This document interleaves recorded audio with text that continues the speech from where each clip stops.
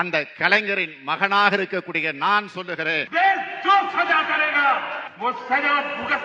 தர்மம் தன் வாழ்வதனை சூது. I am not prepared to answer you. You are anti-Indian. முடிவு பண்ணிட்டீங்களா? யாருக்கு ஓட்டு போட போறீங்க?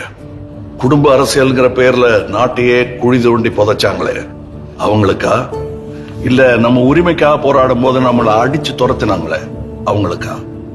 நலத்திட்டங்கிற பேர்ல நிலத்தையே நாசமாக்கி நம்ம விவசாயிகளை அம்மனமாக்கி நாட்டையே தலகுனிய வச்சாங்களே அவங்களுக்கா?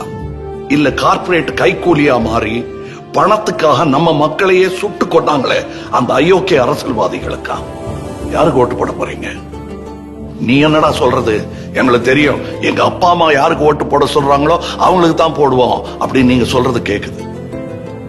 கரெக்ட், அம்மா அப்பா சொல்றபடி கேட்கணும். ஆனா எந்த அப்பா அம்மா சொல்றபடி கேட்கணுங்கிறத நான் சொல்றேன், கொஞ்சம் கேளுங்க.